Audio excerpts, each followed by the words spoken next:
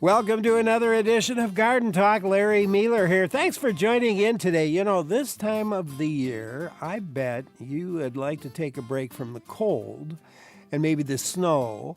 And if you do, you might not have to travel very far. Not as far as you think, anyway. We're talking today about the tropics by way of this year's Orchid Escape show at the Bolts Conservatory. And our guest is Samantha Peckham. Great to have her in the studio with me. She's the horticulture director at Olbrich Botanical Gardens in Madison. And so we'll talk about the gardens. We'll certainly zero in a bit on Orchid Escape and the Bolts Conservatory and answer your questions as well as we move along. And I hope you'll join in. Maybe you visited Olbrich or the Bolts Conservatory. I hope you'll join in with your comments about it. Give us a call. The number's 800-642-1234, 1-800-642-1234, or send an email to talk@wpr.org. Samantha Peckham, welcome back. Good to have you with us. Yes, hello. It's wonderful to be here. Last time you were with us, you had just started at Olbrich. How's it been going? Yeah, so it's been great. It's been a fast year.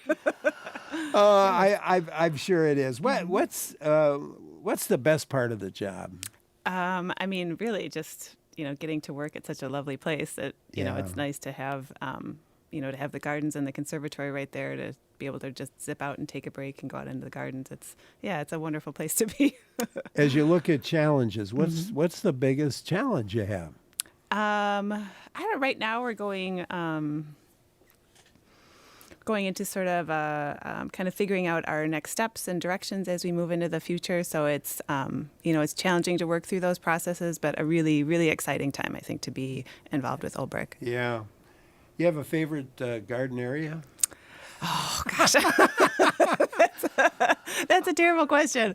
I would have to say probably, I think the sunken garden really is one of my favorite spots. That's where, when I was working as a horticulturist there, that was one of the areas that I was overseeing. So, definitely one of my favorites. And as we look back on the last year, it's the time of the year we do that. How was it? How did things go overall at Olbrich? For 2024? Yeah. Yeah, I think in general things went great. We did all sorts of wonderful things in the garden. We had some really great events. We started out a new concert series in the summers called Olbrich After Hours, which was fantastic and super successful. We're looking forward to doing more of that in the upcoming years. And the gardens and the conservatory have been growing really well. We have lots of pollinators and insects coming in, and just sort of building out all sorts of cool things in the gardens. Those series, that summer series was really a lot of fun, and I noticed there were I was there, and I noticed there were a lot of people there. Yeah, it was just a fun fun night. Yeah, really a great way for us to get folks into the gardens that may not be familiar with us or come during the day, and to really provide more times for people to come and see us other than just during the day. Well, the Bolts Conservatory is a favorite place of mine, and I think it would be good, I think, for those who haven't seen it or been part of it, to describe first, it's a pretty large area. Yeah, it's a large space. So it's about 10,000 square feet. So it's a large glass house or greenhouse. It has a very unique shape and design. It was designed by the same architects that designed our visitor center. So I think just the overall look and shape of it is really unique and is it geodesic design? It's a four-sided sort of pyramidal-ish kind of shaped dome, and that dome goes up a way. How high is that dome? Do you know off the top of your head? I think it's at least probably at least 80 feet up to the peak of it. It's quite tall. It's big. Yeah.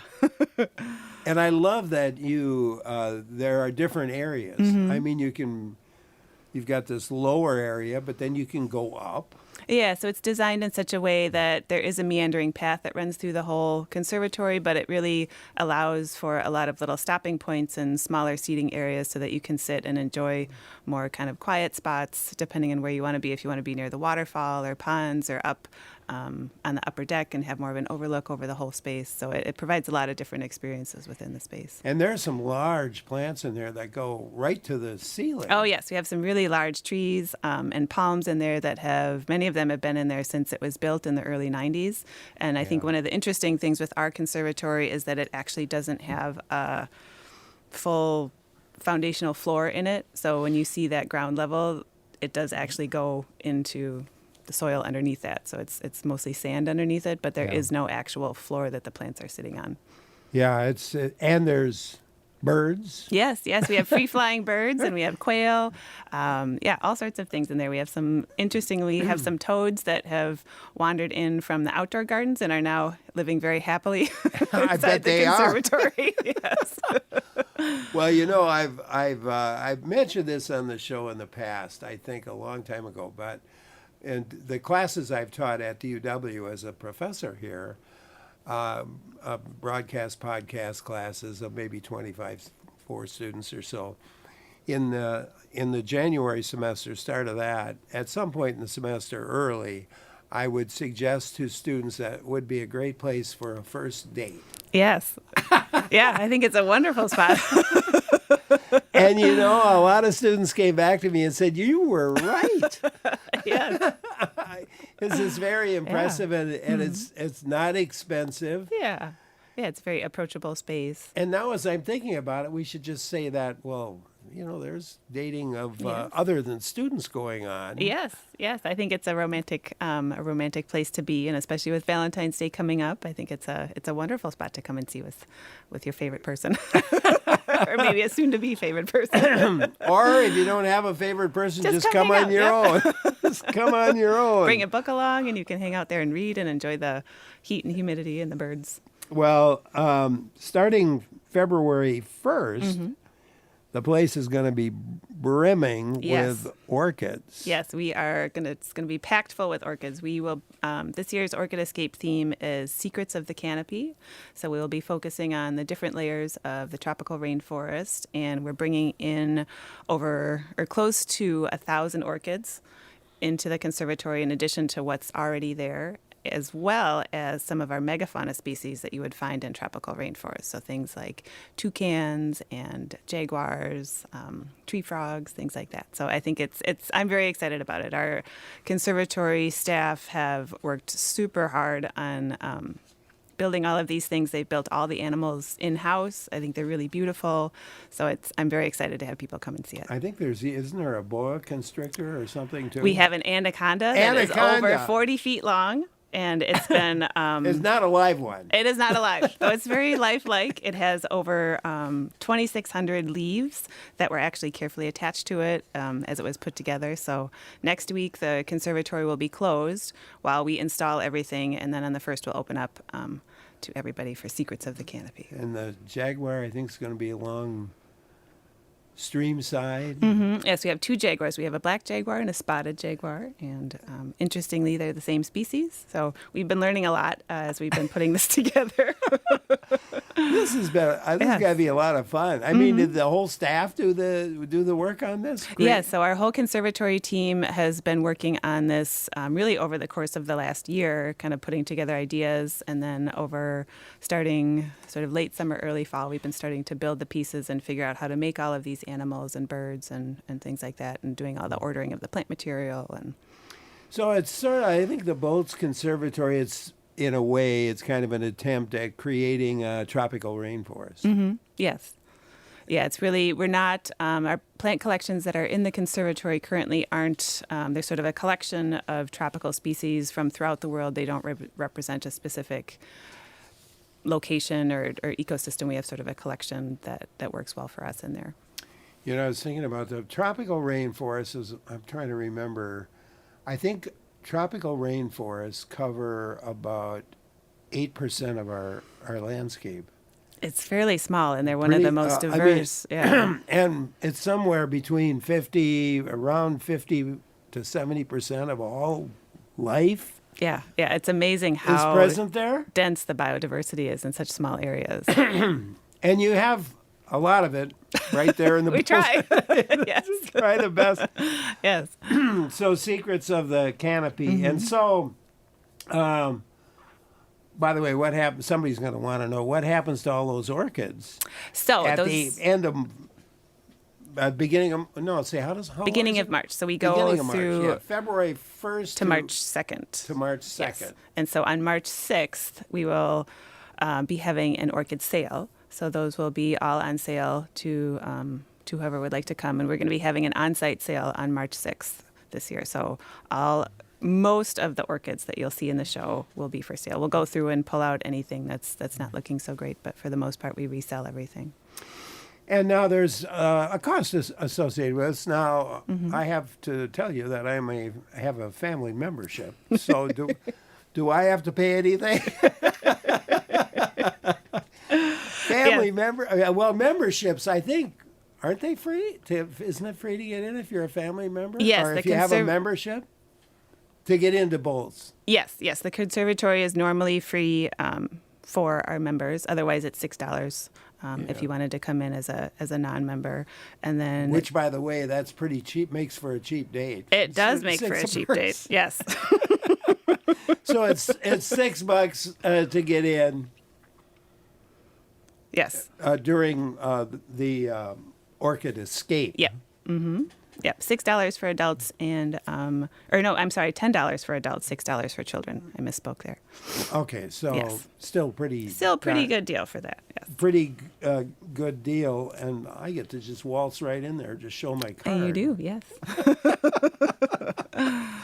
Oh man, what are some other events? I know there are other events that I've attended, over the course of a year. Yeah, so we have lots of interesting new events and things like cocktails in the conservatory and our canopy sessions, our evening events that we do during the fall and winter. So we still have several sessions of those that are coming, but those are really fun events where we bring in music into the conservatory. And then in the summertime, we do the Olbrich After Hours events where we have music in the outdoor gardens. We have lots of different plant sales. We have a spring plant sale and then several summer, more pollinator-focused plant sales. But I think a cool thing with our spring plant sale is our horticulture staff puts together curated plug trays that are just wonderful little kind of great starter sets for gardens or for renovating an area at your home. I like that sale too. Jean had emailed to ask, where do you resource your orchids? So we get them from several different places. Most of them come from Florida, but we also get some from California, and even a few come from Hawaii. How the heck do you get them there? It is interesting. At this time of the year, it's hard. You don't want to be having your orchids sitting outside for any. No, definitely not. And last year, actually, we lost probably about a third of the orchids that we brought in because they got stuck we had a really cold snap during the week of our setup, and our orchids got stuck in a shipping warehouse somewhere, and a bunch of them froze. Oh. But this year, our our curator of the conservatory was able to get a truck.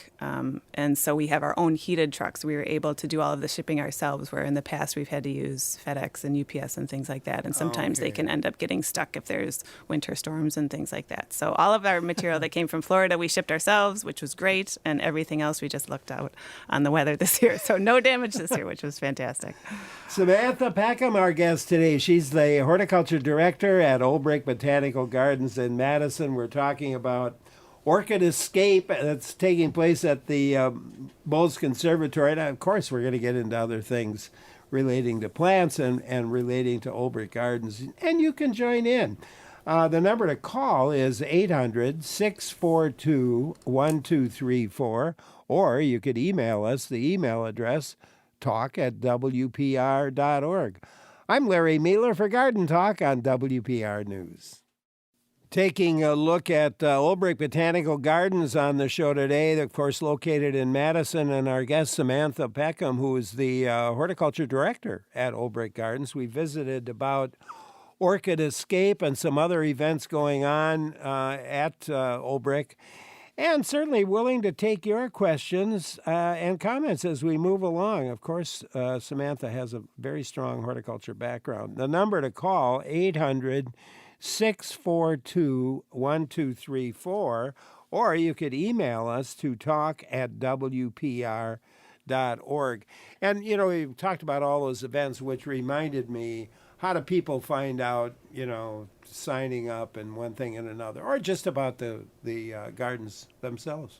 Yes, we have a great website. It's just olbrich.org, and there you will find all of the dates for upcoming events and ways to sign up if you need to buy tickets ahead, pricing, all that sorts of information. And for those who don't know, Olbrich is spelled Olbrich. Yes.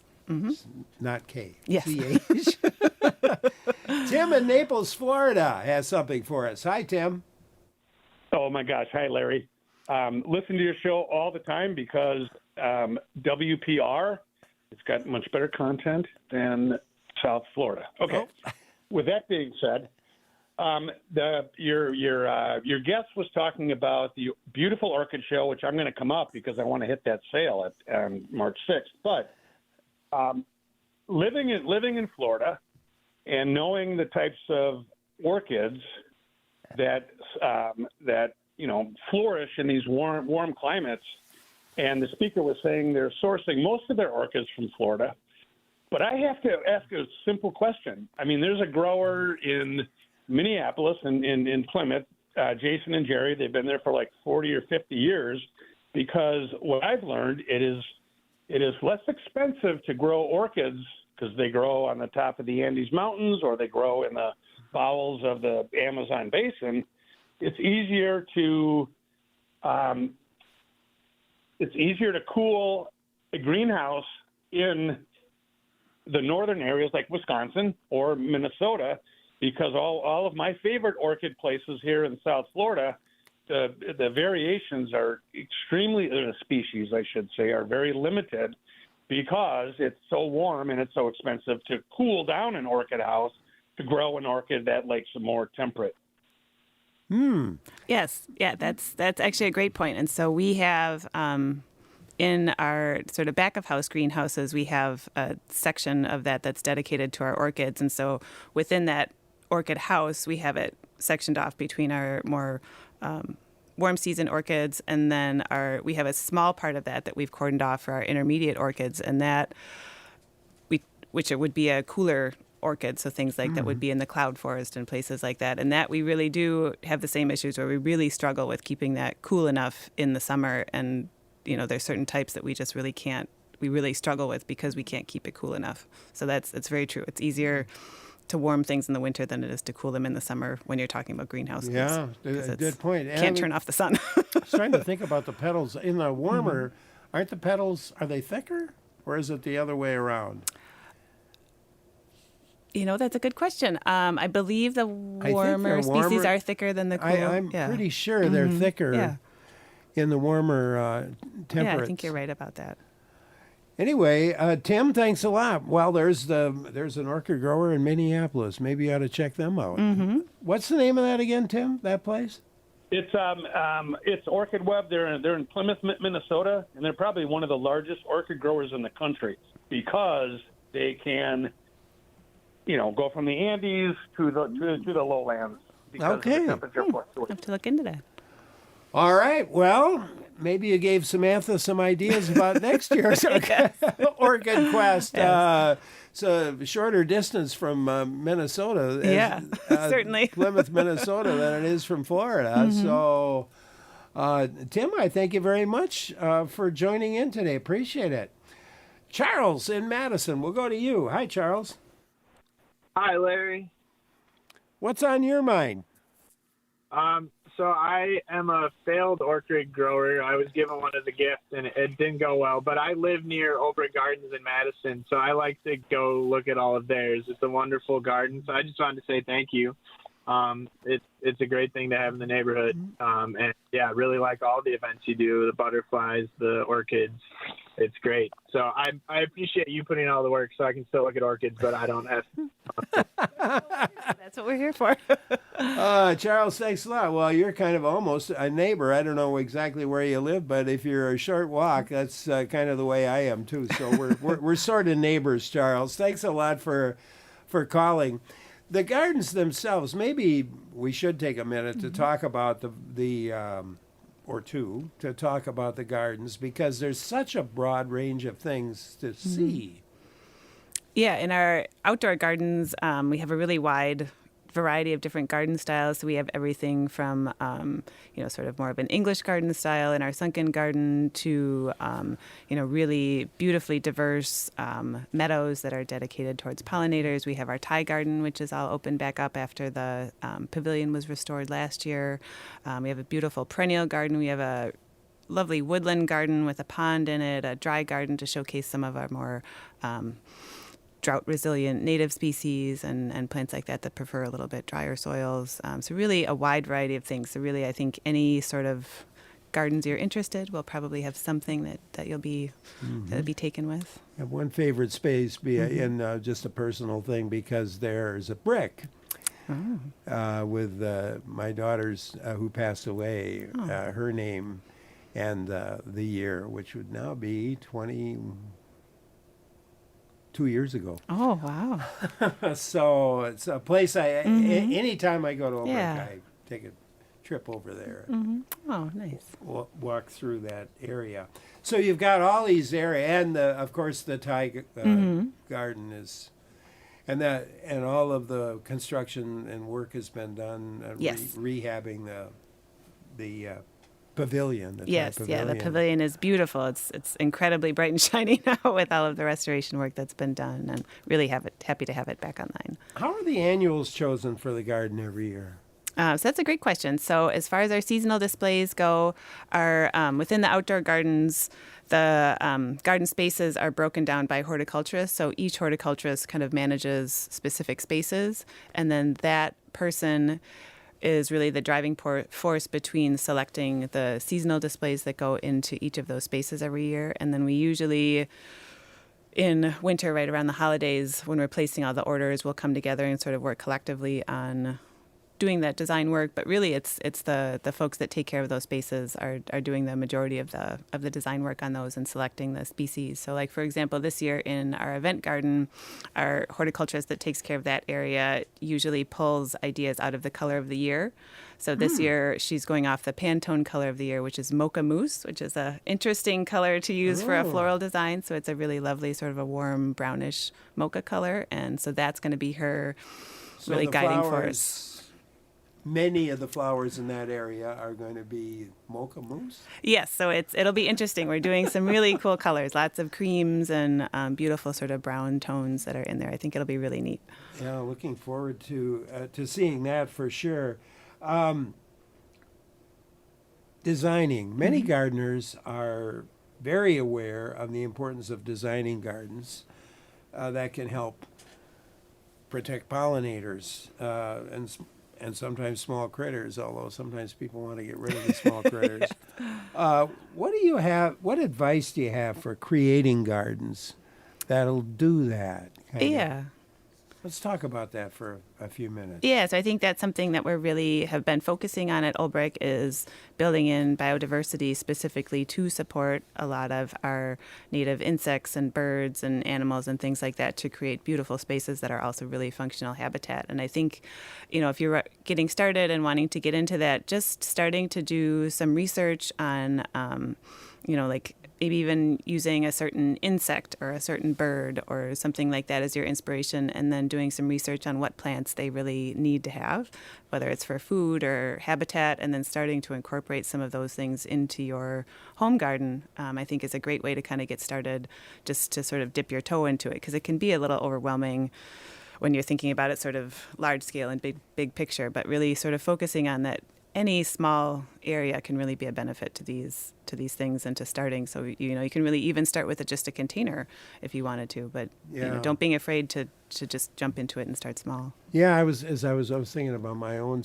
place, my own home, and the back lawn, and I mean there's different. I mean it's a pretty good sized lawn for the neighborhood for sure. It's a pretty good sized lawn, but there are areas in that lawn. I mean, there's a big tree on the neighbor's big tree hangs over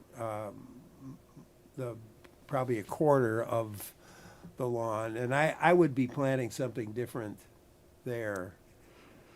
So I mean, I guess what I'm getting at is you need to pay attention to what's around and what how much sun are you getting? Yeah, looking at what the conditions are like in your yard. If you do have a large tree that you're working around, trying to figure out what sort of plants will do well under that. A lot of times I think things like mixtures of our native sedges can really do a lot better under large mature trees than turf will, and those will certainly go a lot farther to supporting a lot of our insects and animals and things like that than just regular turf grass. Yeah, for sure. Brett in Hurley has something for us. Let's go there. Hi, Brett. Hi, Larry. Thanks for taking my call. I appreciate the show. My question is, how do you ensure that your orchid supply is ethically and sustainably sourced? For instance, the ghost orchids in southern Florida are critically endangered, and other than habitat loss, theft and poaching is the number one threat to that species. Thanks. Yeah. Yeah, that's a really good question, and it's the whole idea of plant poaching is a huge issue in both the tropical regions of the world and a lot of other areas where it's become a big problem. And so what we do is we really try and do our research before we start ordering and making sure that we're using suppliers and vendors who are, growing things in an ethical and sustainable manner, so that we aren't buying things that would be at risk of having been poached or taken illegally. Thinking back to, we did an interview a while back on orchids in the world, and in the UK, they had and this was a little historical piece. It goes back to, I think it was around 1917. They thought that there was not a wild lady slipper left in the United Kingdom, and somebody found a small patch. Oh yeah. It just goes to show it's a huge issue. You think when you're out, in the woods, you think, oh my, there's so many plants, or out in a prairie or something like that. I can't imagine taking just this one would be a big deal, but it really, really, if every person takes one, it adds up. Well, they thought it was there were no ladies' slippers left, and it was in 1917, and then in 1930, somebody found a small patch. Oh, wonderful! See. And they got together with some friends to guard that patch.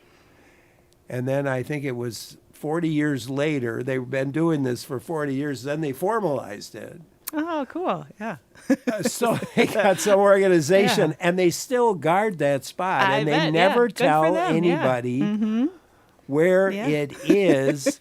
And they somehow have been propagating out from those wild, they've set up a plan, and they're putting these lady slippers so in repopulating 10 areas, repopulating in 10 areas of the UK. Oh, cool. Yeah. Which is, I thought, wow, what a fascinating story. But they still guard that original spot.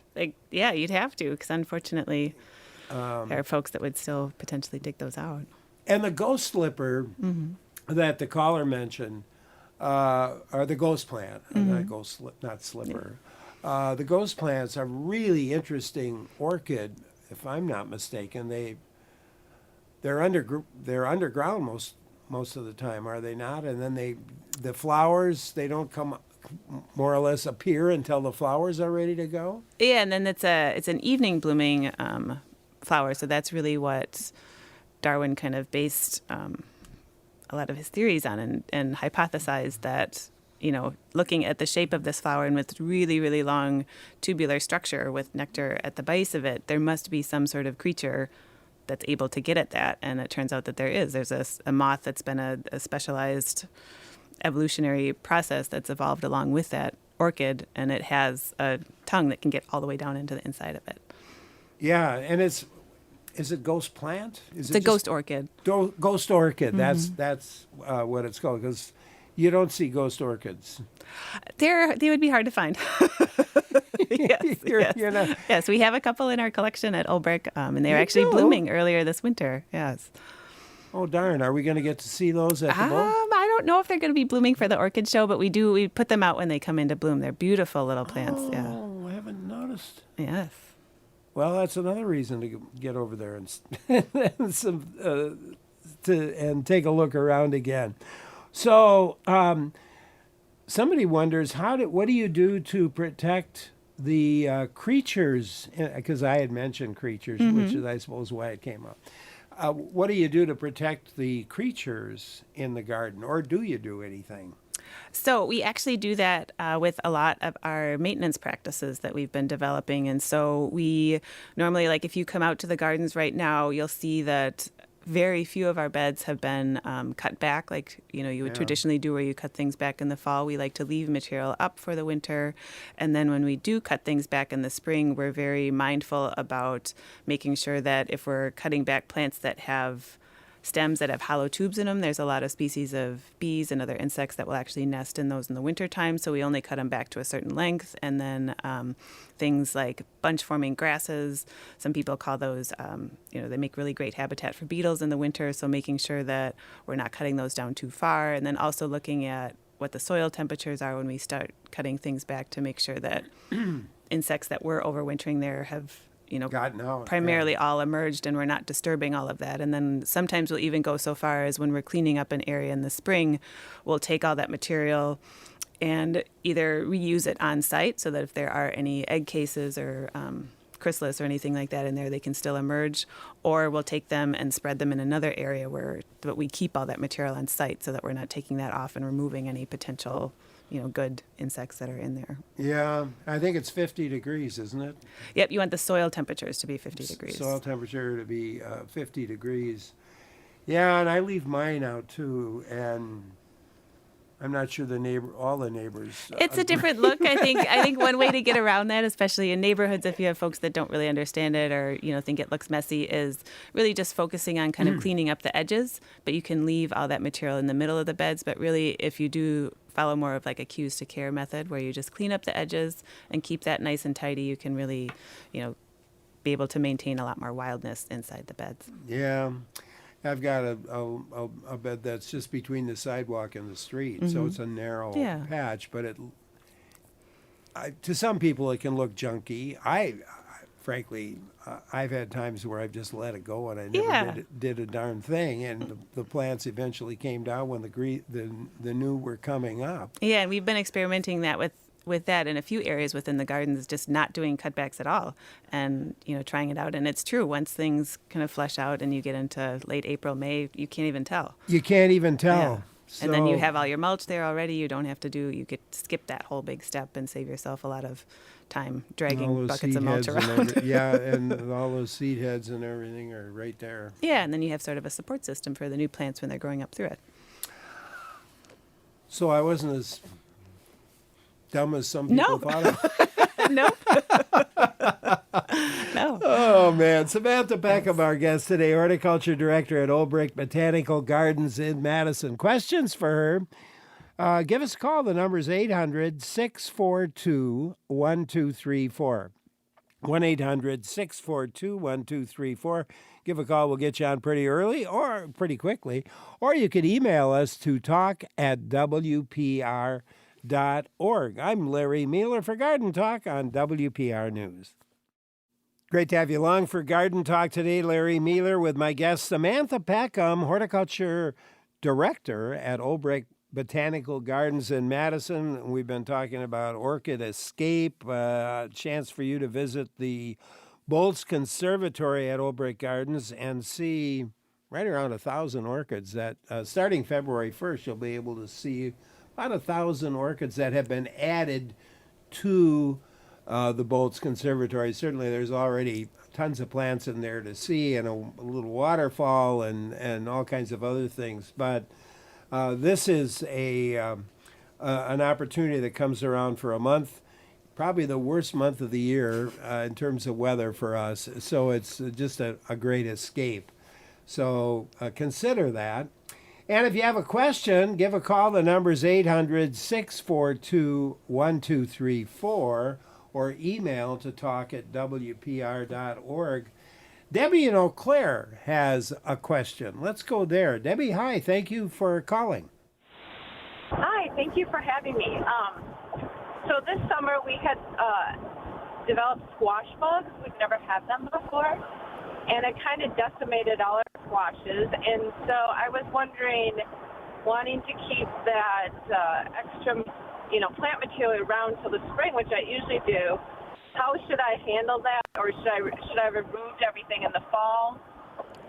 Yeah, too late to remove it in the fall now, Debbie, but Yeah, I would make sure and get that area really well cleaned up in the spring, or if we do have, a warm snap during the wintertime and you can get out there and do that, make sure you get all that plant material out of there. And then, that's really going to be your first kind of source of preventing them from coming back. And you could also consider, if you have the space, rotating your crops around in that area and maybe not growing squash in that exact same spot this coming year. yeah, and you'd have to be a bit away from it, I would suppose. Yeah, but really getting all of that plant material out of there soon would be your best prevention. Maybe Yeah. you could still get it out now. I Who don't knows? know. Yeah. Who knows?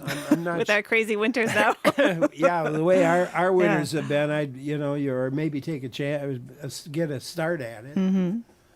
If you get a nice day, I Yeah. think there's some nice weather coming up. It sounds like it, yeah. For the weekend. So, Debbie, there you go. Get rid of it, and if you can, try moving your planting area a ways away. You can join in too at 800-642-1234. Email to talk@wpr.org. All this talk about snow or whatever reminds me about the cold days. Here in southern Wisconsin in particular, there's no snow, or it has been. I mean, now there's a little out there, but there wasn't any.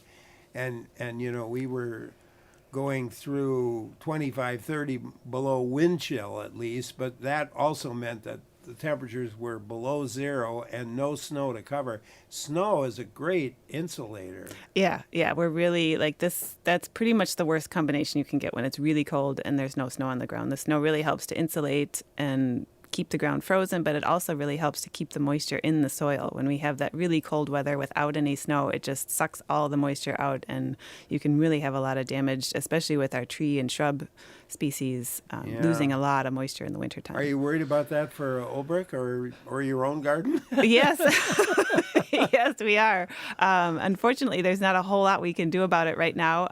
One thing that we usually do in the fall is, if we're not getting a lot of good rain in the fall, we'll do a lot of supplemental watering right up until it freezes to sort of give our plants a little bit of insurance going into the winter. But other than that, I harp on that every year. And I always hope people will take my advice. Yes. Yeah, it's really and I important. do it myself. Yeah. I mean, I follow my own instructions on that one, and that I think it helps. Yeah, I think so. Yeah. Barbara in Evansville wants to join in, so let's go to Barbara. Hi, thank you for calling. Hi, thanks for taking my call. I just want to remind or just say that Olbrich Gardens is totally wheelchair accessible. It's so great to take somebody. My mom, who's passed now, loved going to see the Thai Pavilion, and it was just such a nice place to enjoy, and I'm grateful for the accessibility. Oh, Barbara, wonderful. thanks for calling, and I was trying to think if there's a place in there that's not. I think at Olbrich. Yeah, we've been really working hard as we've been both developing new spaces and renovating existing ones to make sure that they are accessible for really everyone to be able to get in and see and enjoy the spaces. What's the acreage there of the gardens themselves? So the outdoor gardens are just about 16 acres. Yeah, that's a lot. So it's a big space. Yeah, and Yeah, we've it's got a a lot of big- plants crammed in there. And anybody in a wheelchair can get into any of those 16 acres. Yes, just about everywhere. Yes. Yeah. Barbara, thanks for that reminder. Appreciate it very much. Matt in LOA emailed to ask how you rid a natural area of the invasive hellebore. One strategy he uses is picking it before it blooms and converting the dry plants into perfume by soaking it for several months in alcohol. Interesting. Okay. What about invasives in a natural area? How do you deal with it in any invasive at Olbrich? Yeah, it's a big challenge for us. Since we've been in the space as long as we have, we're able to stay on top of it. But even in really highly worked on and highly cared for spaces, we still will see, little buckthorn seedlings and honeysuckle trying to come in and all sorts of things. We have scillas that we've been battling and trying to thin out. And so for us, it's really just trying to stay on top of it. And if you're starting out a new area or trying to get them out of an existing space, just every year try and take out a certain amount, and then every year just try and make that a little bit bigger, because especially even for a residential lot, if you've got a lot of invasives in there, it can be a daunting project, but just start small and keep at it. It's really persistence, I guess, is Yes. what. Somebody else is wondering about flowers that you really enjoyed this last year, and what would you recommend kind of looking ahead to the year ahead here? Okay. I would have to say some of my favorites that were out in the outdoor gardens. I think we've had some really, really beautiful native asters. And those are wonderful because many of them will come into bloom late in the season when there isn't a whole lot of other colors. And there's really asters for every part of your garden. There's woodland asters that you can have in shady areas. There's woodland species that are super drought tolerant, so they do really well under existing trees or shrubs. And then there's a lot of species that do well in sun areas, but really a great plant to fulfill a niche, especially for a lot of our pollinators at a time of year where there isn't a lot of resources out there for them. So, native asters. Yeah, native asters are wonderful. And I would say also goldenrods are really great. There's a lot of species of goldenrod that are really wonderful and that are much more well-suited to gardens versus the regular kind of really aggressive species. So if you do a little research, there's some wonderful ones. And those are also a really, really important species for a lot of our insects. What about shade areas? Yeah, so shade, we have a lot of different shade areas where we're showing different combinations, sort of matrix-style plantings, so things with like a integrated layer of sedges, and then you can plug little forbs or blooming plants into that. But I think these different combinations of sedges and ground cover plants can really do a wonderful job in really challenging areas that you might be struggling to grow other things. John wonders, it's Olbrich Botanical Gardens. What is the definition of a botanical garden? I don't think I've ever gotten that question before. That's a great question.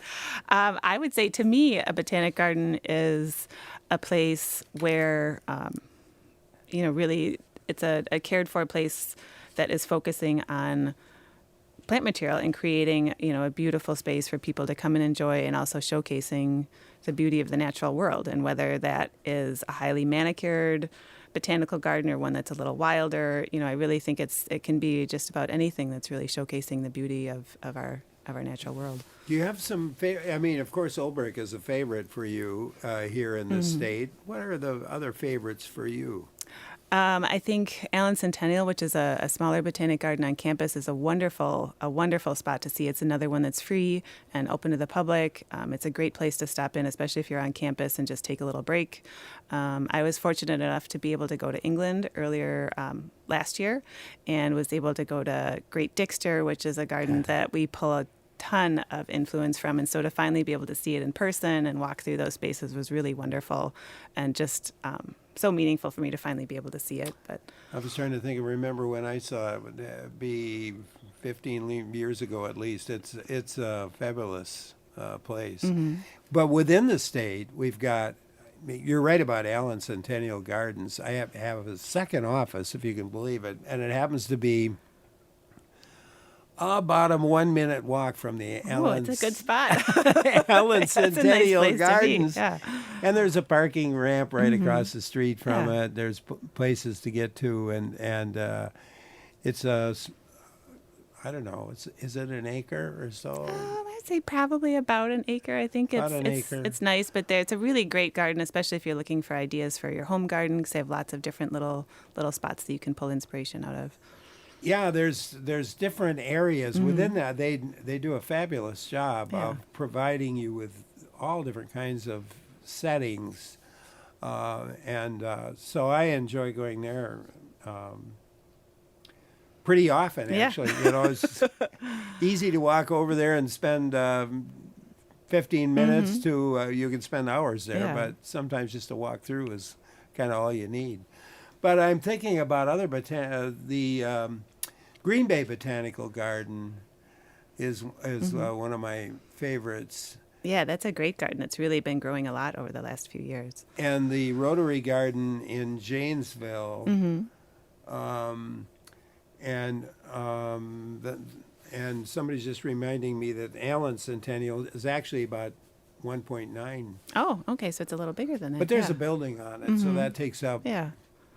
part of that space. But Rotary Gardens, Janesville, Green Bay Botanical Garden, and there are other gardens. Oh, yeah, and lots of others, Here I yes. am. I shouldn't have started. I know, because now you're going to have to say them all. So there's a wonderful People garden in are gonna be- Wausau. Yes. People are going to be saying, "Why didn't you mention?" Yes. You know, and I visited many across the state, and of course, not a single other one is running through my brain. Yes, there's Anderson Japanese Garden in Beloit. Yes. Which is great if you're going down to Janesville Rotary Garden. It's great to make a day trip and see both of those because they're quite close to each other. But really, whenever I'm traveling, I like to see if there's a garden in the area. Yeah, there's just a to nice check one out. in Wausau. Yeah. They're all over the Yes, place. they're- Northern Wisconsin has some great ones as well.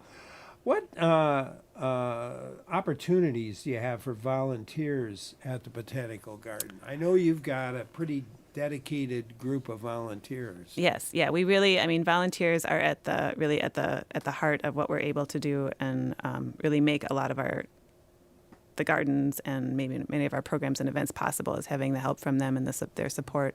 So if you wanted to come and volunteer at Olbrich, you can do all sorts of different things, from working with us in the outdoor gardens or in the conservatory. You could help with our production team actually planting little seedlings and growing plants that we'll be using in the outdoor gardens. You could help out with our programs and events. You could help with our education staff leading classes and working with kids, or coming and helping out with Gleam, our art and light event in the fall, to do that. So we have all sorts of different things if you're up for it.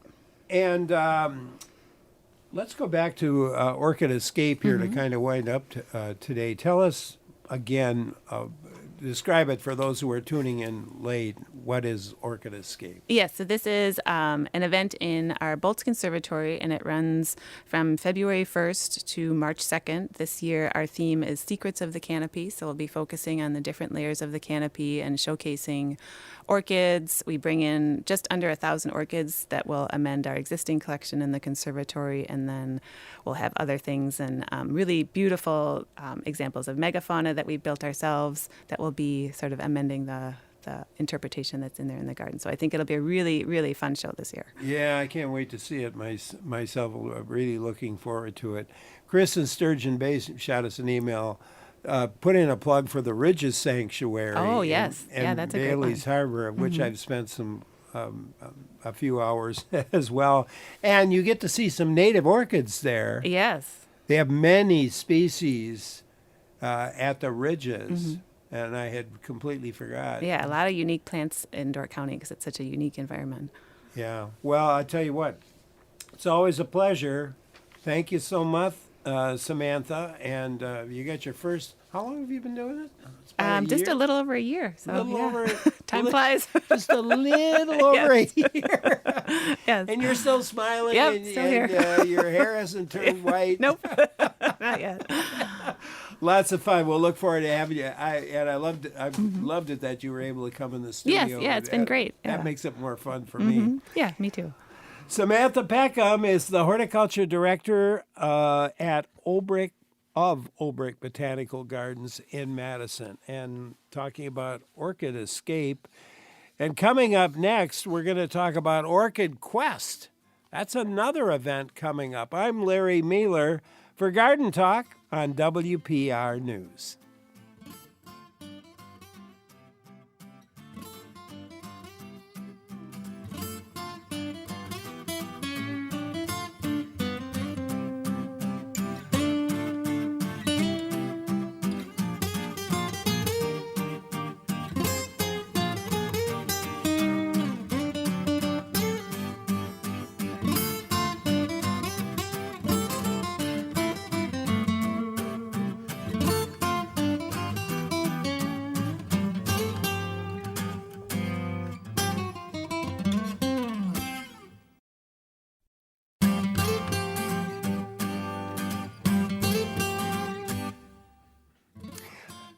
Great to have you with us for Garden Talk. Larry Mealer here. And if you've ever had a question about orchids, just a general question, or maybe about raising them, or what's wrong with your orchids, or how do you get, what orchids would our guest recommend, now is the time to ask.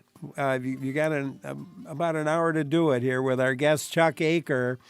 Chuck's a breeder of Phragmipedium orchids and produces new hybrids, and he sells them to commercial growers as well as home hobbyists. And his business is called Flasks by Chuck. And as we talk with Chuck, I hope you'll join in. What questions you have about orchids? Always love to hear from you. We're going to be talking about Orchid Quest as well. That's the biggest orchid sale, I think, in the Midwest at the least, maybe in the whole country. Give a question with your questions and comments. The number is 800-642-1234, or you could email to talk@wpr.org, 1-800-642-1234, email to talk@wpr.org. Chuck Aker, welcome back. Good to have you with us. Oh, thank you, Larry. It's always good to be on with you and your listeners. Tell you what, we've got callers already lining up with some questions, and I think I'm just going to go to Ruth in Chippewa Falls. Ruth, what's on your mind?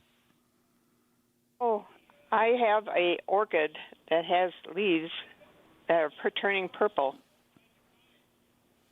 The leaves are turning. What? Go ahead, Chuck. Well, yeah, that's not terribly common, but I do believe when that happens, it's a reaction to generally excessive levels of light. And sometimes that can also come from if you switched over to some different kind of artificial light that certain LED lights produce, different wavelengths of light, of course, and sometimes that can have an effect. Is it in a naturally lit area, or are you under lights with that plant? It's naturally lit, and it's been in the same place for a long time. The only thing I did different is change the soil. Okay. Well, is the soil that you changed it to something that's recommended for orchids, or what is it that you planted it in? It said it was for orchids, but to me, that didn't look like orchid food. I mean, orchid soil. Yeah, there's some really different things being sold out there for orchid potting mixes. You kind of got to be careful, and it does have a little bit to do with how the plant's going to pick up some of the nutrition and so on, so that could be part of the issue as well. Just to throw this out there at Orchid Quest, this is going to be one of the first years at our sale and show that we're going to be selling a custom-made blend of orchid mix that we use in production for orchids as well as most of us use for hobby growing. So you can obtain some packages of that there, and I would highly recommend to switch over to that type of media. Yeah, there you go, Ruth. And Orchid Quest, there it is, February 1st and 2nd, right? Yes. Saturday, February 1st, 10 to 5. Sundays, the February 2nd, 10 to 3, Monona Convention Center. This is the first year that we're there, and we're terribly excited to be in there with the beautiful space and natural light. So really excited for that. And if you've never been to the Monona Terrace Community Center right downtown Madison, they're right on the lake, Lake Monona. It's that in and of itself is worth the trip, alone all the absolutely. orchids. Alone. Absolutely. Yeah. Kay in Madison has a question for you. Hi, Kay. Yes, good afternoon. Hi, how are you doing? Good. I grew up in Madison, but lived in New York City for 40 years, and so three quick things. Juicy historical fact, am I right, the orchid wars of the 19th century, like in the Amazon, where guys were shooting each other trying to find new orchids? Number two, if you could make events more accessible to sight-disabled people like me, I'd be willing to certainly feel flowers and smell them. If we could be kept in mind.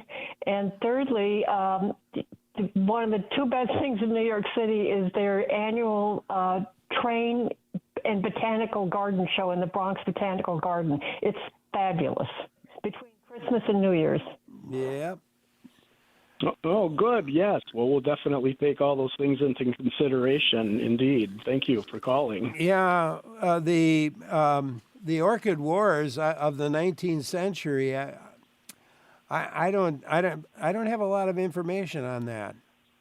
Yeah, there's definitely been some stories of that, and back in those early days of collecting, and some pretty terrible things have gone on, of course, and that wasn't just in the plant family or orchid plant family either. So there's some really interesting books out there. One of which called Orchid Muse, and Erica Hannell is the author, and she actually spoke to our club at one of our meetings. I believe it was last November.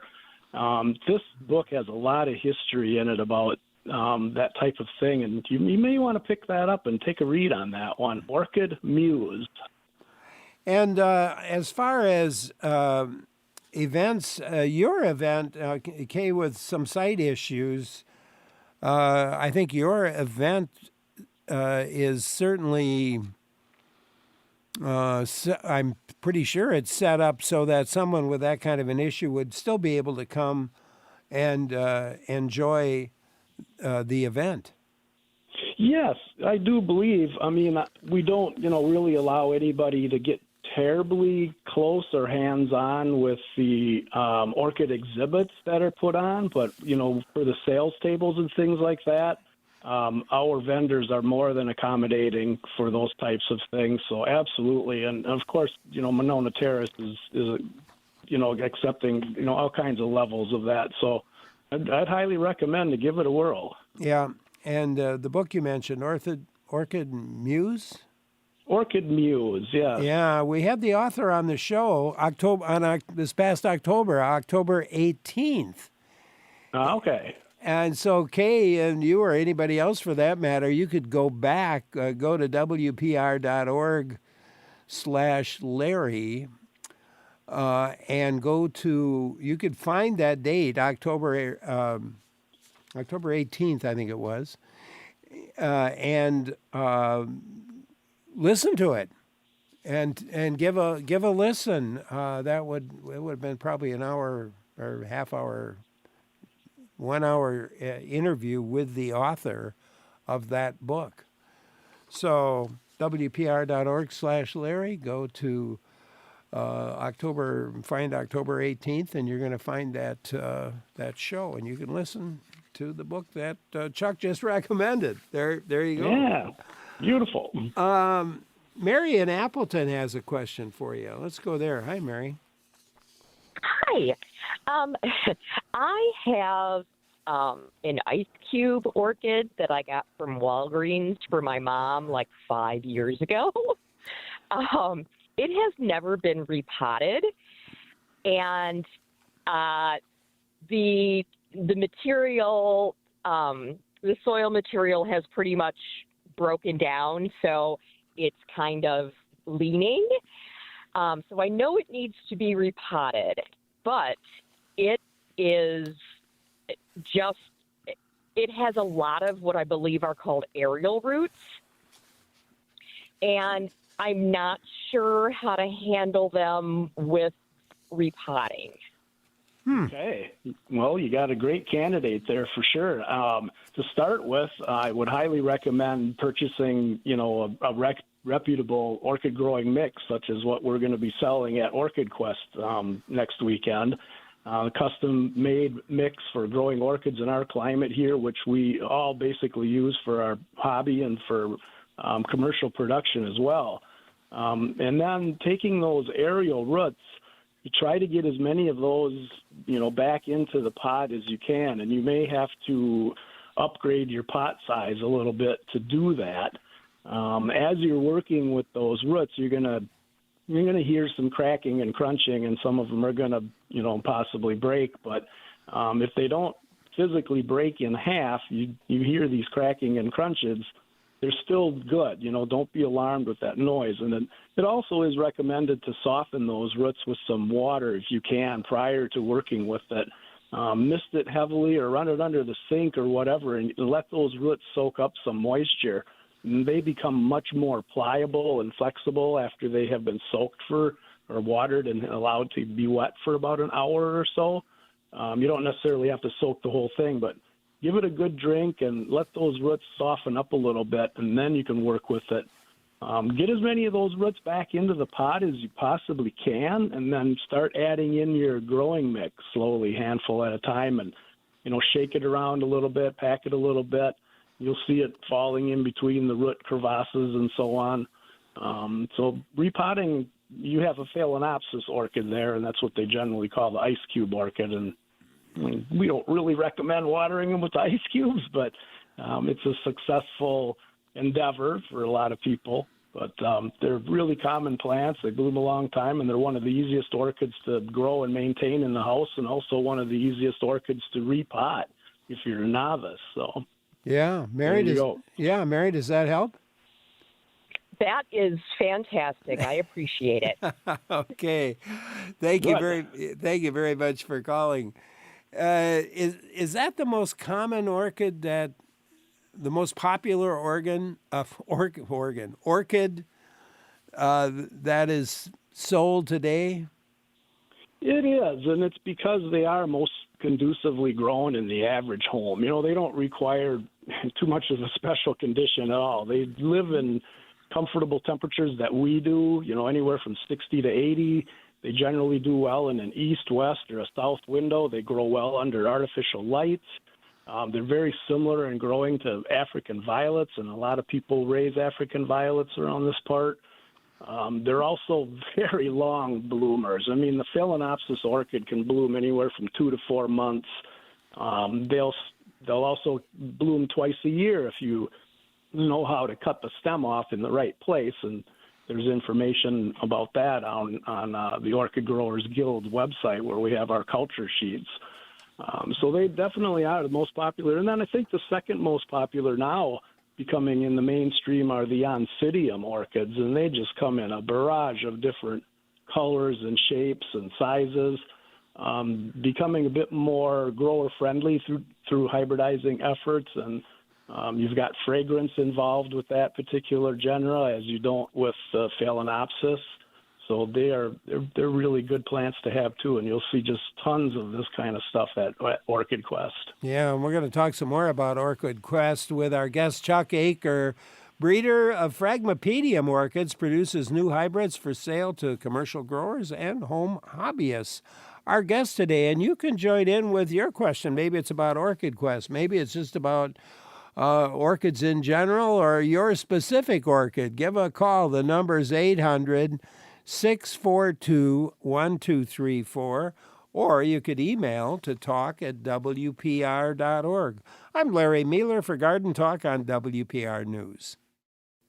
Larry Mealer here for Garden Talk, and next week on Garden Talk shows, we'll be taking a look at garden trends for 2025. We'll talk to the father of straw bale gardening, Joel Karsten, and we'll take a closer look at ferns. So kind of 3 topics next for the next Garden Talk show. Right now, though, we're talking Orchid Quest, orchids,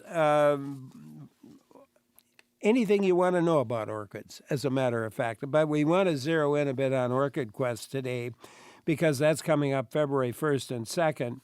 And Chuck Aker, our guest today, great to have him back. And certainly, again, you can join us at 800-642-1234 or email to talk@wpr.org. And let's take a minute before we get to Tom in Green Bay with a question.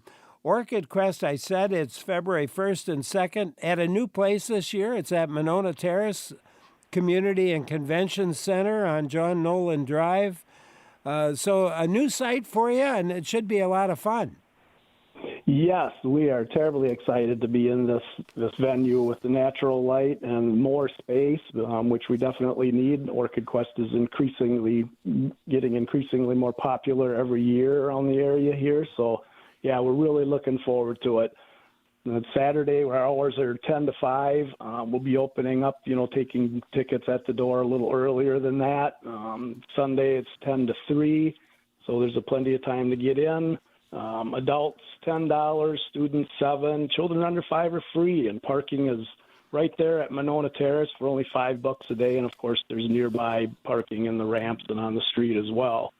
This is definitely one of the largest orchid shows in the upper Midwest, and it's just right here in Madison. So we're very fortunate to be able to put on this event.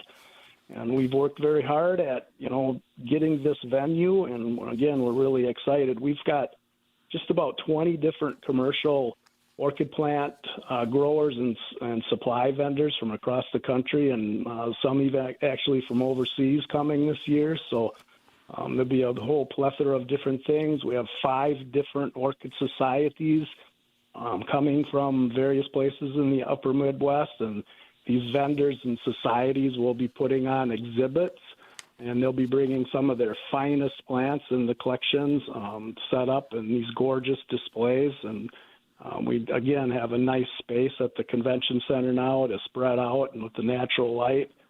These displays are then judged on a national level by the American Orchid Society and awarded prizes at many different levels for flower quality and plant quality, the arrangement of the exhibit, and so on. So that's really exciting. We also have got raffles and a silent auction that takes place both days. And I'll just mention that there is one very exciting piece of jewelry that has been donated to our club for this auction that is going to really, really stir some interest if you're into that. We've got the free plant check. So if you get some plants in your arms and you've got to unload, you take them over to the plant check, and they'll watch your plants for the rest of your shopping experience. And something new that we started last year, we have what's called the Orchid Ambassadors. Myself and another gentleman will be in the exhibit room to answer questions and talk to people about orchids and anything that they may want to know about some of these exhibits and how this works. We've got some free educational lectures and demonstrations put on by our club members both Saturday and Sunday, and I'll run through that schedule briefly.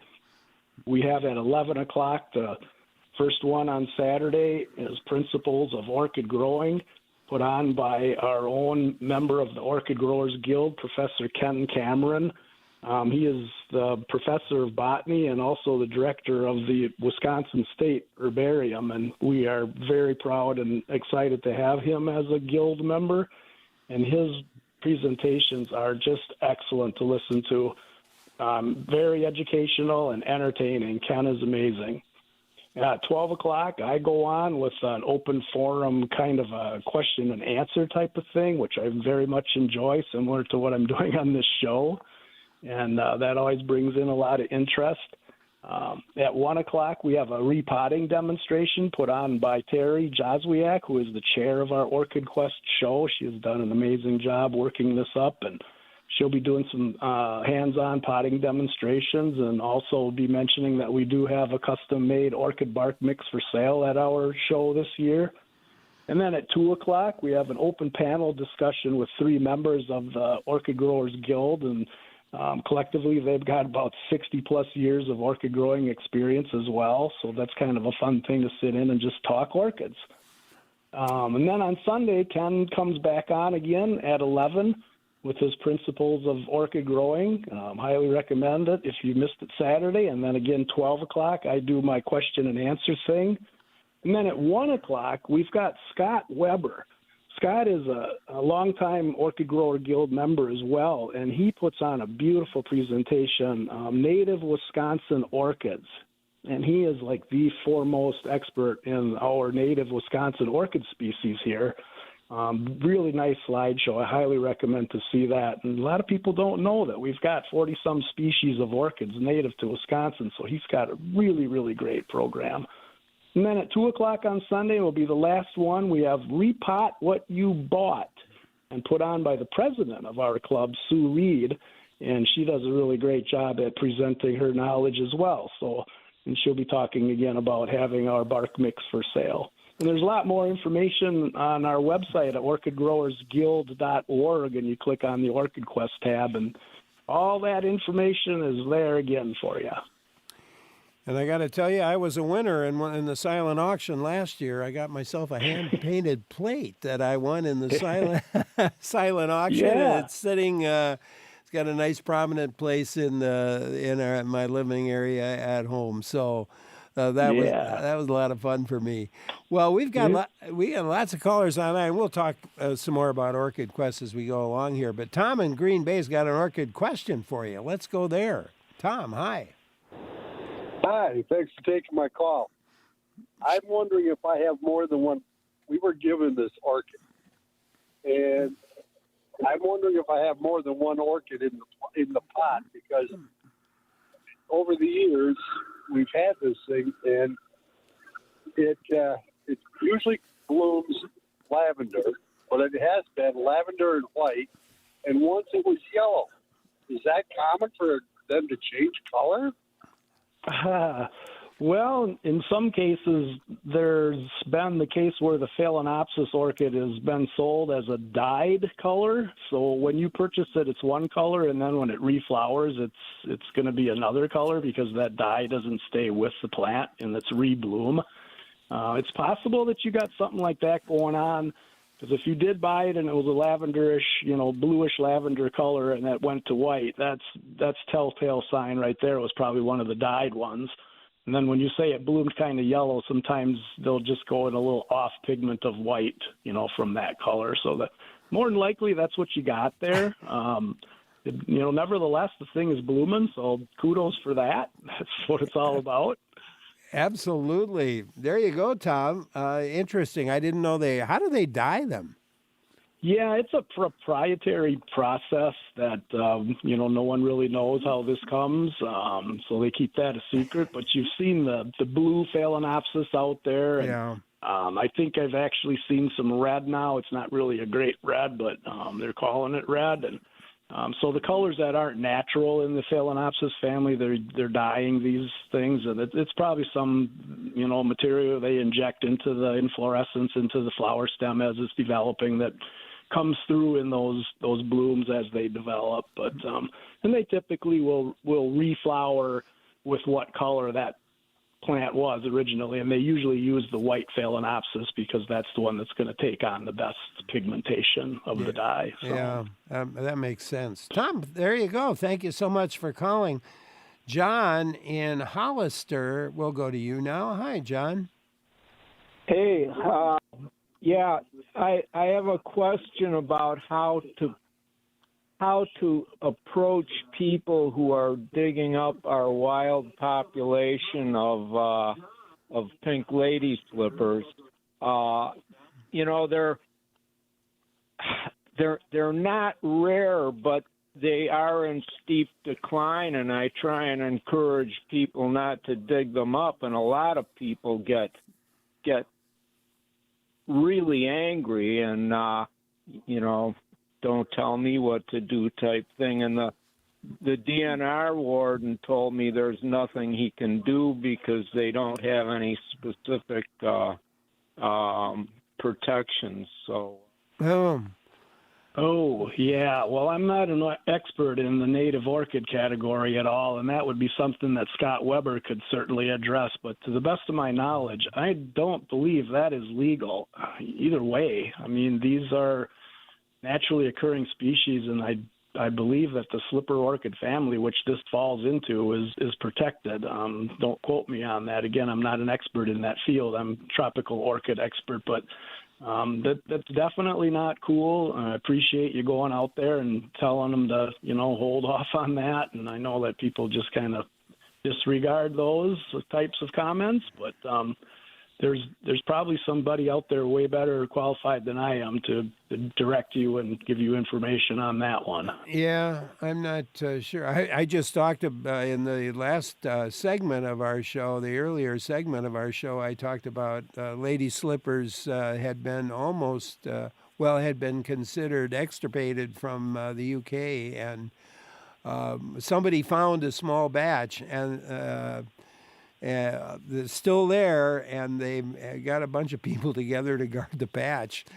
So that people wouldn't take it. But here in Wisconsin, if you're on private property, or even if you're on state property, I would think that there'd be, you can't just go onto a state property and take whatever you want out of it. Yeah, I do believe that is true. And again, Scott Weber is our foremost authority in that. And I'm sure Ken Cameron would also be able to shed a lot of light on that as well. If you wanted to come to our show and sit in on either one of those programs with these two gentlemen, you would definitely get a better answer for that. Yeah, there you go, John. Hope you can make it to Orchid Quest. Linda in Minong will give you a chance to join in. Hi, Linda. Thank you for taking my call. My question would be, you talked about a custom bark mix that you'll have for sale at this show. Can a person order that online and have it shipped? We might be able to make provisions with that through our website. This isn't something that we're set up to do right now, but that's a very good point, because it's so difficult to get a good quality of an orchid potting mix that's good for this part of our country. You see the stuff that's sold by the big boxes and the mainstream names like Miracle-Gro and Schultz's and so on like that. Most of the ingredients in there is just not conducive for many orchids, period, much less growing in our climate here. Let me run that by some of our members that are more involved with the website and creating a store. But to be honest with you, I wouldn't hesitate. If you can reach out to me personally, I wouldn't hesitate to pack up a box for you and, just take care of you right now, too. So you can find my information on my website is flasksbychuckaker.com, or just Google Chuck Aker. My name will come up, my website will come up, my email address and phone number is there. I'd be happy to help you out. Yeah, and Chuck's last name is spelled Acker. Correct. Thank you, Larry. Yeah, Acker, Chuck Aker. Linda, thank you very much for calling. Appreciate it. Sounds like you might have some possibilities there with sales online. Yeah, that's just really, again, it's been very difficult to get a decent potting mix lately, and we've heard that for some years, and that's why a few of us in the club decided this is the year to do it. We purchased the raw ingredients, which is a very high quality form of orchid bark. We mixed it with some horticultural charcoal, different grades of perlite, and then we sprinkle a little crushed oyster shell on there to neutralize the pH. We stir it up and bag it up. We have gallon bags for sale, and I believe they're going to be $15, and you can pot quite a few orchids with this gallon container. And of course, it's in a sealed up plastic container. You can keep it if you don't use it all. We're going to have 3 different grades of the bark size. So you're going to have the smaller bark size for seedlings and orchid varieties that like a little finer mix for their roots. And then we've got a medium, which is the most common. And then we've got a little coarser bark that we've mixed too. That's for, things that have the real fat roots and larger pots and things like that. So we're really excited to give this a whirl and offer a decent product to our orchid growing community. That's great. Linda, thank you again for calling. Appreciate it very much. You can join in too, by the way. Number to call, 800-642-1234. The question about your orchid or maybe about Orchid Quest, give a call. 800-642-1234. Email to talk@wpr.org. Let's go to Janice in Antioch, Illinois next. Hi, Janice. Hi, Larry. I was in Japan back in 65 to 67, and people that I lived with took me on a tour to an orchid place, and I have no recollection of what city or anything it was. But we started on the ground level and slowly worked our way up, walking around and upstairs and into different rooms, going higher and higher, and then even taking like a cable car to the next mountain and going up higher. And each room was different kinds of orchids, and there were people, I don't know if this was overkill, but they had on their white medical coats and nets on their hair and masks on their faces. And so I don't know if they were hybridizing or what they were doing. but it was really interesting to see all of these orchids, different sizes and colors, and Yeah. It sounds wonderful, Janice, and sort of reminds us that orchids are on just about every continent. I think all but one, right? Yeah, that's for sure. There's orchids found on every continent in the world except the Antarctica. And yeah, it's the world's largest flowering plant family. And of course, you've got things growing, terrestrially in the ground at, sea level, basically, all the way up to, 10, 11, 12,000 foot elevation, species. And, that's why when she was saying they were taking her up, higher and higher, of course, the higher you get, the cooler it is. And you've got orchids that are growing in these very, very cold, cool climates, almost freezing in some cases. And, they just thrive. So there's orchids for every climate, that is for sure. Yeah, that's really interesting, Janice. I'm glad you enjoyed that trip. Thank you so much for calling. Appreciate your call. And, I think there's, what is there, 25 or 24 or 25,000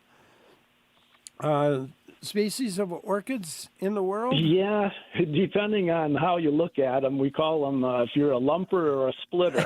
And that means that some of these species have been, subdivided a little bit. Like, there's a variety of this species, and that's basically the same species, but they split it into, that gets really technical. But yeah, anywhere between 25,000 and 30,000 is kind of where we stand now. And then with all the hybridizing that goes on, I think there's close to 1 million different hybrids out now, and that number just continually grows. And there's a database for that with the Royal Horticultural Society in the UK, and they keep track of all these registered hybrids. And of course, you got to consider some of them that aren't registered with the Royal Horticultural Society that we often grow or see grow, and then two parents cross together but have not yet been registered in a name, so to speak. And so those would be unregistered ones. So, yeah, it's just never ending.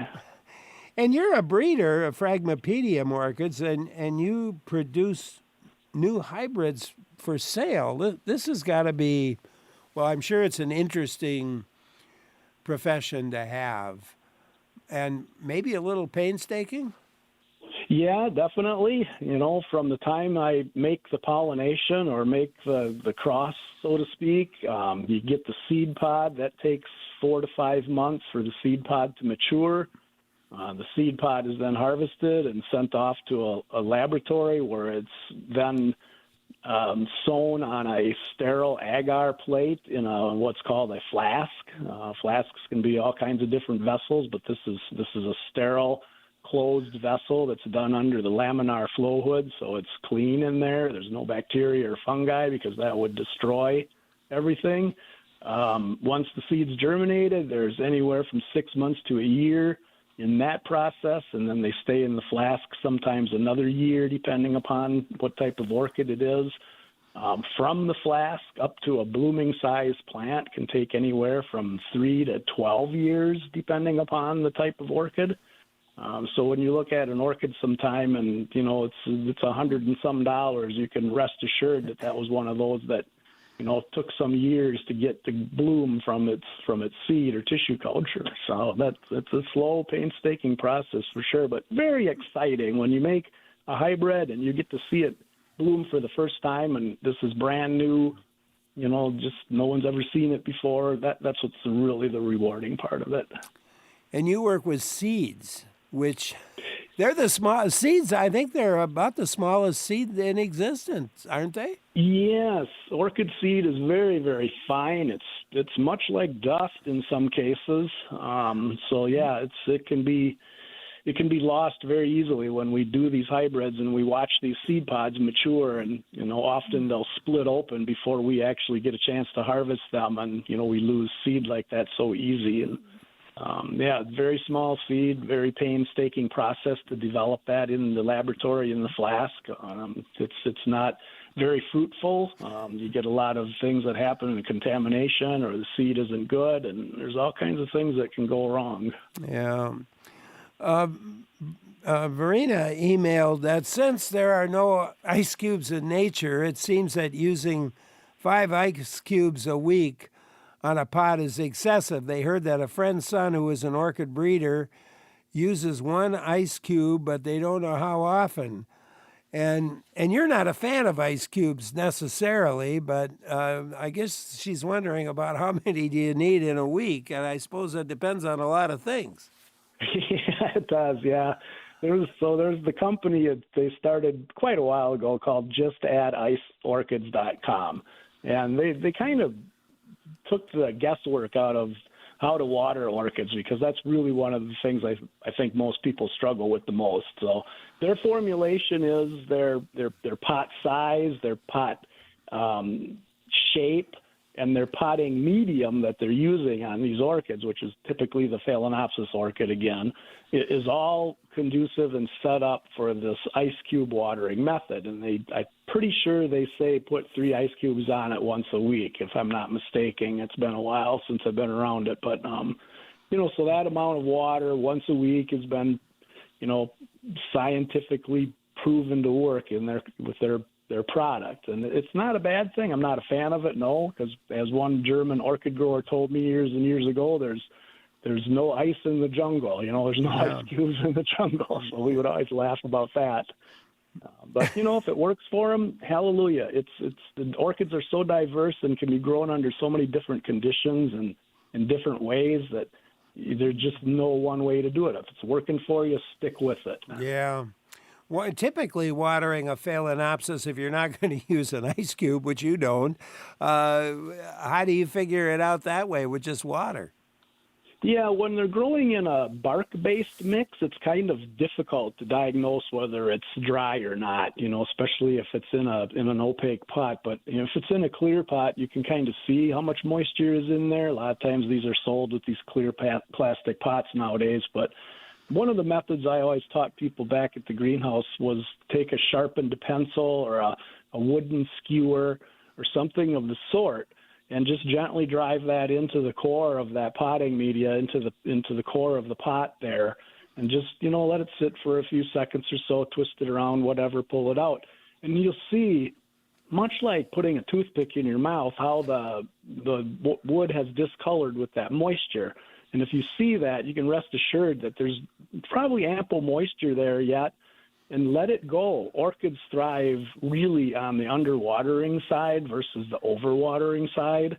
I rarely have seen an orchid in ill fate from being underwatered, and I always seen them in demise from being overwatered, and that's just the human tendency we have, is to overcare for stuff.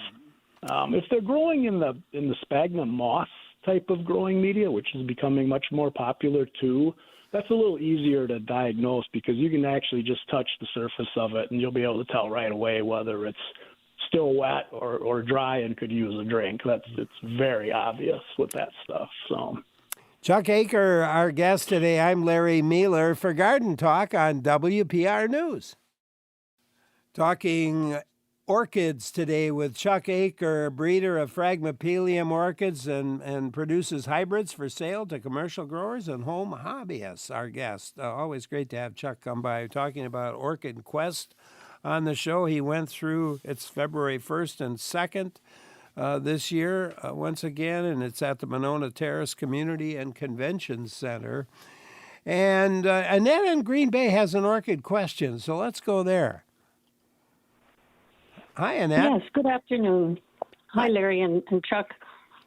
Maybe you could just go over what some of the tried and true methods are to get just a regular old Phalaenopsis to bloom.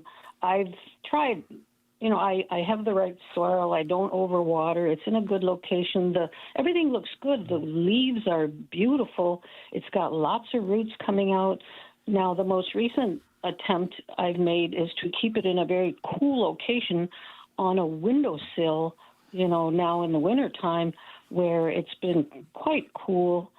So what am I doing wrong? Why doesn't it send out any blooms? It sends out lots of roots and the leaves are gorgeous. It bloomed once and it's not blooming again, so it needs to be Yeah, rebloom. Yeah. You're too good to your plant. That's probably what it is. No, you sound like you got everything perfect there, and what you just recently did was put it in a cooler, area, which that is really the biggest thing with getting Phalaenopsis to initiate their bloom spike. You have to provide a cooler nighttime temperature after each new leaf has matured. So basically, through the growing season of the summer, your leaf is maturing or whatever. You get to the fall, early winter, that plant needs to experience a cooler climate. We always recommended to do what you just said. You put it closer to the window where it's getting the emitting cold. You can put it on the floor versus up on a table. Put it in a spare bedroom, shut the heat vent off, close the door, make sure it's still got some light. Those things are really important to get the Phalaenopsis to initiate its bloom spike. And once you see the bloom spike initiating and starting to grow up, whether just an inch long or less, you can then move that plant back to where you originally had it for your growing cycle and let the bloom spike develop as is. One of the other things that you can possibly try along with that temperature change is to stop feeding it what you're currently using, because you may be using fertilizer that's a little higher in nitrogen, which is going to promote the growth, which is great for most of the year, but there is that time of the year where you want to kind of slow that growth and stimulate that plant to shoot up its bloom spike. And often you can go one of two methods. You can go with not fertilizing it at all, just using water, or using a bloom boosting type of fertilizer, which is the type of fertilizer that has the higher middle number. They always have three sets of numbers, like 30-10-10 or 20-20-20. You'd want to use something like maybe 10-30-10 or something that you can find where your middle number is higher, and that will help you as well. But I wouldn't be surprised if you're moving that plant to your cooler window area and you give it some time, you still have time to initiate that bloom spike with this cool climate. Yeah. There you go, and that and again that fertilizer, the higher phosphorus total is typically what gets the blooming going too. Yes, and it also adds to the flower development, size, color, so on, bloom, the inflorescence support, the stem structure, and stuff like that. So we recommended that a lot when we were in business. Let's go to Deb. Well, let's see. Here's an email from Debbie, now raising an orchid. She was gifted a white orchid in July of last year and read about watering and when to cut flower stems. She recently saw a new leaf emerging. Does she need to repot it now? And does she replant in the same size container or a bit larger? And what about jungs? Do they have the soil she needs? Not sure about that, but go ahead. Yeah. Well, Jungs is usually selling what's commonly known as the mainstream orchid potting mixes from Schultz's and Miracle-Gro and so on, which, again, I don't highly recommend, but people use it at some level of success. And whether or not it needs repotting without seeing the plant, that's difficult to say. We usually recommend to repot Phalaenopsis orchids every year to 2 years, and that's not always because it's outgrowing its pot or anything, but to freshen up the potting media so it doesn't rot, because once that starts to rot, your roots are going to rot with it, and then you're going to have trouble. So we try to really avoid that and keep the media fresh and keep the root system happy, tuck in any of those air roots that may have developed outside of the pot, get them back in so they can work their magic in the pot. So those are really the types of things, it's hard to tell without seeing the plant. Yeah, makes some sense. Fertilizer, again, we talked a bit about fertilizer, and I'm wondering about reblooming. How often could you get an orchid to rebloom, Chuck? Well, most orchids will flower once a year, and there's a lot of exceptions to that nowadays with the modern hybridizing. Just Phalaenopsis in general, because that's probably the most popular orchid growing, they will flower twice a year. So initially you get the main stem that comes up. It goes up, and blooms out. You've got your flowers there. The rule of thumb is to cut off only the portion of that stem that bore the flowers.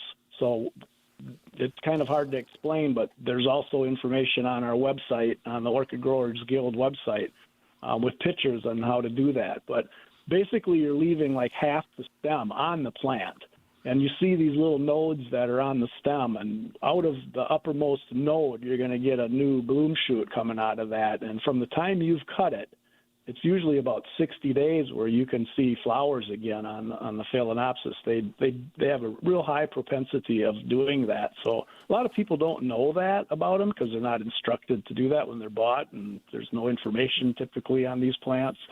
But, and a lot of the other orchids are annual bloomers, but there's more exceptions to that now with the modern hybridizing, and that's what it's all about. Thinking about Orchid Quest now, which is coming up February 1st and 2nd. One of the things that I always enjoyed about it is just the aromas. Oh, yeah. You walk into that exhibit room, it's overwhelming in some cases, yes. And the other nice thing is that there's plenty of opportunities to purchase there. Yes, again, we've got close to 20 different vendors, and some of them are just selling supplies as well. But there's a plethora of orchids to be had there, and we even have the vendor coming from overseas this year, which brings in plants that are basically bare root, and you can plant them yourself, but they're at a very, very low cost, and there's some really interesting things that you don't normally see from a lot of the commercial growers in the U.S. But, there's just an overwhelming variety of stuff to choose from. It's like I said, the world's largest flowering plant family, and there's just no end to the new hybrids being created. And we bring out the best of the best for our exhibits, too, and a lot of times you can see some of those plants for sale on the vendors' tables that you've seen in an exhibit, which is really exciting. So it gives you a chance to get some of these higher-end materials as well. And I like the way that you care for those. I've purchased many times there, and I've never had a trouble, with a plant freezing or anything on the way home because of the way they're packaged. Yeah, we're really adamant about instructing our vendors, and they've been around too. They've gone to shows.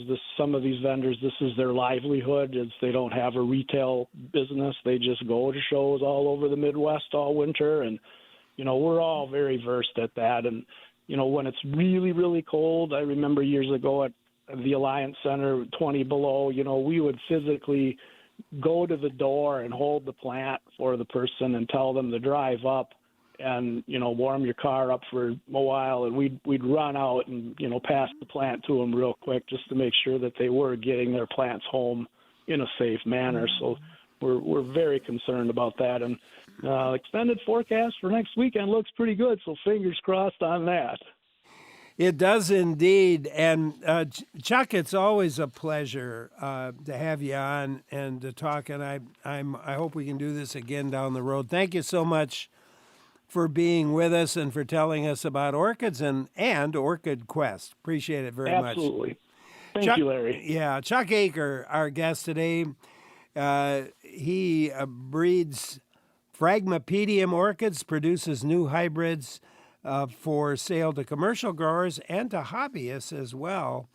And Flasks by Chuck is his site. And you'll see him at Orchid Quest. He's one of the featured speakers there at Orchid Quest. So great to have him with us as well. And thank you so much for listening in and joining us today. This and all of our shows are a team effort. Our producers, Clara Neipert and Joel Patnod, our technical directors, Lee Rayburn and Jeff Robbins, and our executive producer is Jill Nadeau. I'm Larry Mealer, and I hope you'll stay with us. Lots more in store here on WPR News. Thanks for listening to Garden Talk.